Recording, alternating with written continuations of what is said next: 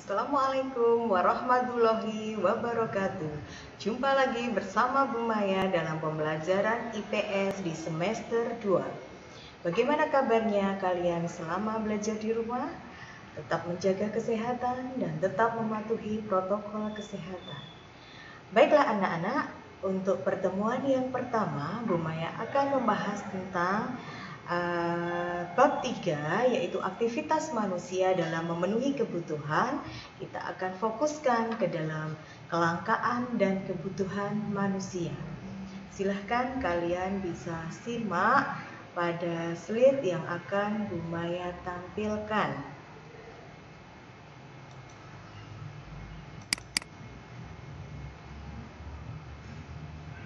Pada pertemuan yang pertama, kita akan membahas tentang 3 hal.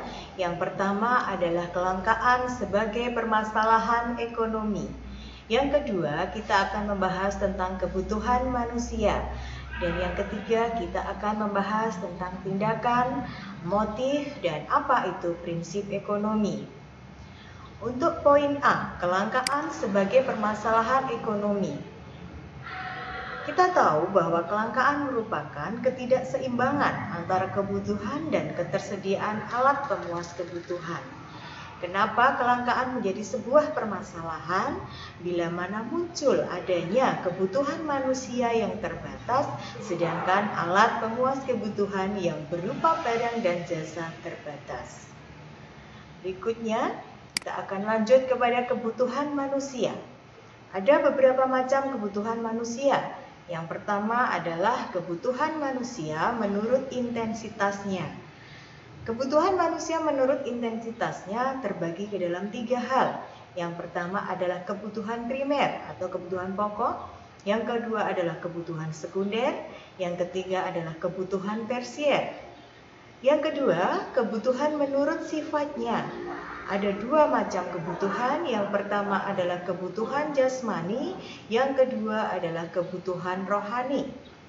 Yang ketiga, macam kebutuhan menurut waktu penggunaannya. Ada kebutuhan sekarang dan ada kebutuhan yang akan datang. Dan yang keempat, macam-macam kebutuhan menurut subjeknya. Terbagi ke dalam 2 macam kebutuhan, yaitu kebutuhan individual dan kebutuhan kelompok. Bagaimana pengertiannya, bagaimana contoh-contohnya, kita akan bahas pada semester ini. Nanti kita bisa lanjut di WA grup kelas. Yang berikutnya adalah macam-macam alat pemenuhan kebutuhan. Ada 4 macam. Yang pertama, alat pemenuhan kebutuhan menurut kelangkaannya. Terbagi ke dalam barang ekonomis dan barang bebas. Yang kedua, alat pemenuhan kebutuhan menurut hubungannya dengan barang lain. Terbagi ke dalam barang substitusi dan barang komplementer. Yang ketiga, alat pemenuhan kebutuhan menurut tujuan penggunaannya. Terbagi ke dalam barang produksi dan barang konsumsi. Dan yang keempat, alat pemenuhan kebutuhan menurut proses pembuatannya. Terbagi ke dalam barang mentah, barang setengah jadi, dan barang jadi. Itu adalah macam-macam kebutuhan dan alat-alat pemenuhan kebutuhan. Selanjutnya kita akan membahas pada poin yang ketiga, yaitu tindakan, motif, dan prinsip ekonomi.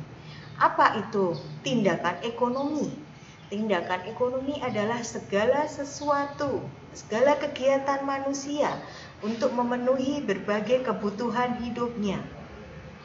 Yang kedua, motif ekonomi adalah keinginan atau alasan yang mendorong manusia untuk melakukan tindakan ekonomi.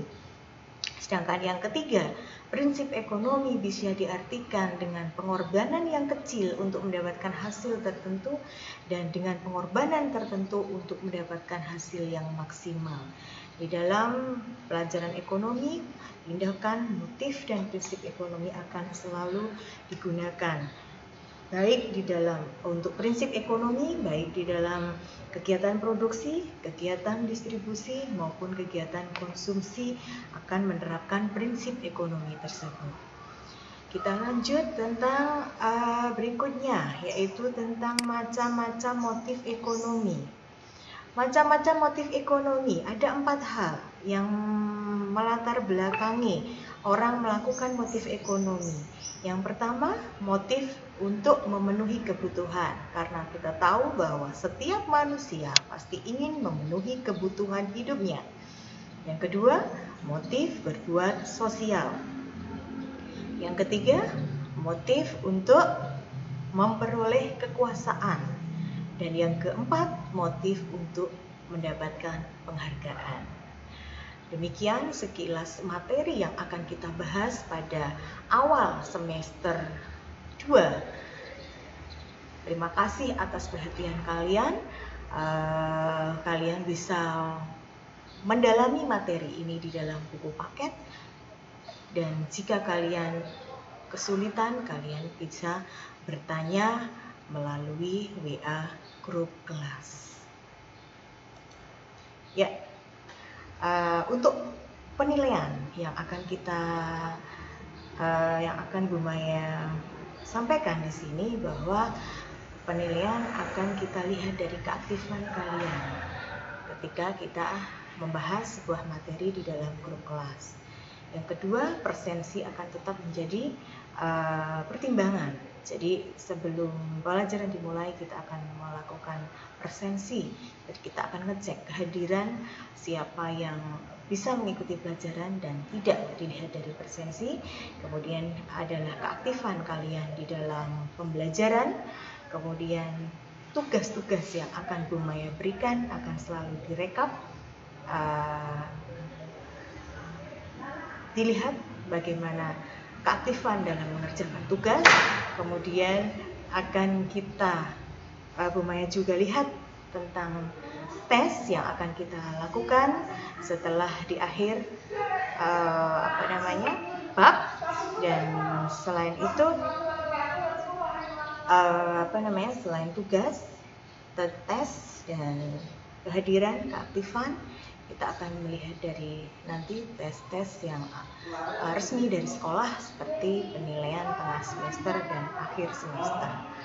Silahkan kalian tetap semangat walaupun kita hanya bisa berjumpa di dalam pertemuan jarak jauh. Pembelajaran IPS akan terasa menyenangkan, akan terasa mengasihkan jika kita niatkan untuk menyukai dari hati kalian. Pertama, kita harus suka, kedua, kita akan mau belajar dengan baik. Terima kasih atas perhatiannya. Saya ucapkan wassalamualaikum warahmatullahi wabarakatuh.